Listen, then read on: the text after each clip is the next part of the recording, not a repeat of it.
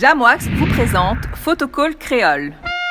Dans Photocall Créole, cap sur les Caraïbes en Guadeloupe, à Marie-Galante, Belle-Île-en-Mer.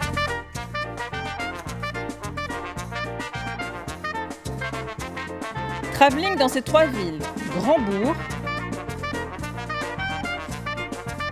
Saint-Louis et surtout Capesterre. Lumière au-dessus d'un personnage, un des acteurs phares de l'industrie sucrière marie-galantaise, Simon Jacotin. En route vers la plage, ville de Grand-Bourg, lors de la journée de la mer. Rendez-vous avec un promoteur de l'industrie de la santé, un ex-photographe. Mémoire audiovisuelle de Marie-Galante. Je suis Philippe Bavardet, je suis un ancien photographe avec l'équipe de Yves Renard et M. de Montaignac et Jean Girard et Jean-Paul Hervieux. Nous avons fait l'inventaire des arts et traditions populaires de Marie-Galante. Ce qui a fait la richesse de Marie-Galante, Marie-Galante a été l'île aux 100 moulins avant. Nous avions à l'époque 30 000 habitants. Nous avions 16 distilleries, nous avions 5 usines à sucre. La famille Jacotin portait une attention particulière sur la qualité de leurs produits. Et ils avaient cette réputation qui a marqué l'économie de Marie-Galante. Il était une fois, en 1910, deux frères, Paul et Louis Boulogne. Deux blancs créoles achètent l'usine sucrière nommée Bernard. 2250 hectares de terre, 11 habitations. Après la mort de Paul Boulogne, Simon Jacotin et sa sœur épouse Gaston Maulois deviennent propriétaires de l'usine Bernard. Un père blanc créole lègue ses biens à ses deux enfants, mulâtres, nègres. Un fait très rare dans cette Guadeloupe coloniale du début du XXe siècle. D'ailleurs, les sucriers des Antilles étaient contrôlés. Parce que c'était nègre, ça passait pas, entre noir et blanc, ça passait pas. Même là où tu es mis là, ça peut pas passer. Direction Section du Casse à Grand-Bourg pour une visite d'une des mémoires historiques et littéraires qui a écrit et aussi travaillé dans l'industrie sucrière. Je m'appelle Joséphine Michel, je suis née en 1925. Après avoir servi dans la Marine nationale, j'ai suivi des cours pour être personnel navigant de l'aéronautique navale française.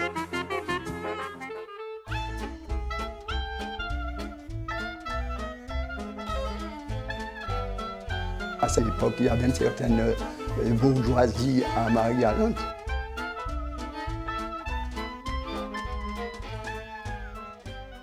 Simon Jacotin, c'est un aîné, il s'est engagé et il a été au service de la France. Et après la guerre 14-18, il est revenu à Capesterre. Son père l'estimait beaucoup, ce qui fait que son père l'a formé au niveau de la fabrication d'usines, au niveau administratif pour gérer cette usine. Et puis, à la mort du papa, les enfants Jacotin et M. Maulois, ils ont pris la gestion de l'usine. Mais alors, comme ils étaient des Noirs, des mulâtres, on a tout fait pour leur casser les grains. Ils ont connu beaucoup de difficultés. Et Simon, tout de même, a su faire son parcours à travers toutes ces difficultés. Alors, bien sûr, à cette époque, les Européens, le blanc en général, ils étaient tout puissants à Marie-Galante. Ce sont eux qui avaient l'argent, qui avaient un peu de tout. Ils reprochaient à Simon, parce que Simon, comme usinier, c'était la première fois dans l'histoire de la Guadeloupe qu'un mulâtre devenait propriétaire de sucrerie. Jusque-là, aucun nègre n'a été dans la gestion d'une sucrerie.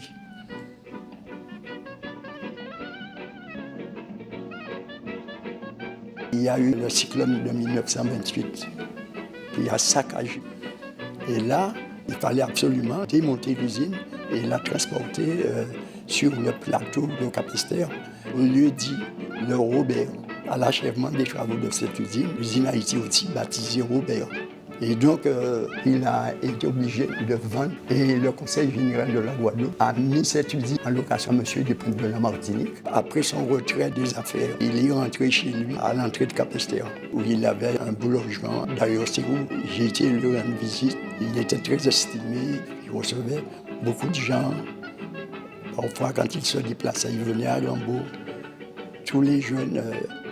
on était contents de le voir passer, lui parler. On l'aimait bien puisqu'il était usinier.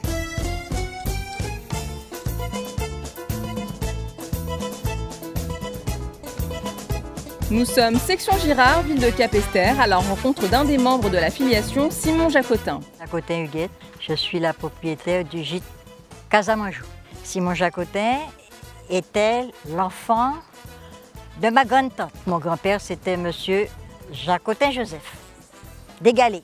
Étant enfant, je le voyais toujours sur son cheval. Il était assez trapu, 120 kilos pour la petite histoire.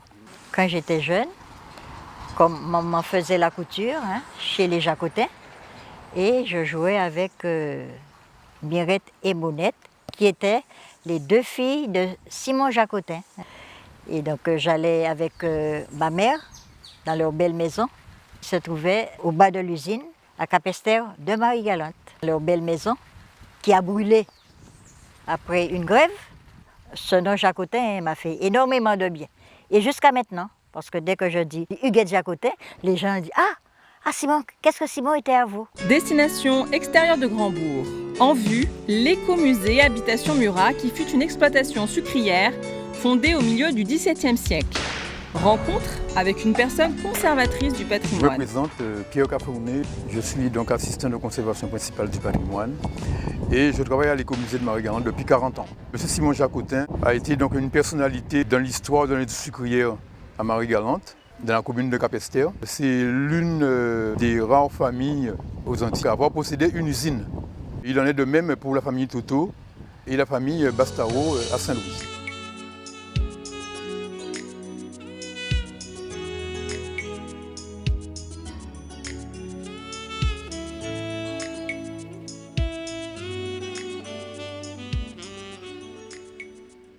La famille Jacotin était propriétaire de l'usine de Bernard qui transformait le jus de canne en sucre et en rhum. Donc la canne à sucre était plantée et récoltée dans le plateau le plus haut qu'on appelle les hauts et cette canne à sucre était ensuite transférée en téléphérique en direction de l'usine de Bernard. Habituellement cette canne était transférée en petit train. Mais là, vu la topographie des lieux, il était nécessaire de mettre un téléphérique pour pouvoir transporter ces cannes. Et on voit encore les édifices des téléphériques qui étaient de grands piliers en briques pour permettre d'emmener ces cannes jusqu'à l'usine. Et ce sucre et ce rhum étaient exportés par bateau qui venaient au large de la plage de la Feuillère où ces bateaux étaient chargés par des bombardes. Des bombardes, ce sont des petits canaux qui transportaient le sucre et les fûts de rhum étaient poussés dans la mer par des nageurs et ensuite embarqués sur les goélettes qui les emmenaient sur un plus gros bateau qui partait ensuite en direction de l'Europe pour pouvoir vendre notre sucre. En route vers le bord de mer, cimetière de Capesterre sur la tombe de Simon Jacotin, né en 1891, mort en 1966.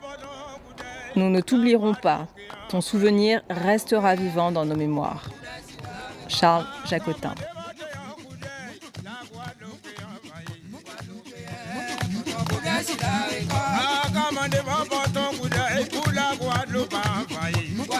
Jamwax vous a présenté Photocall Créole.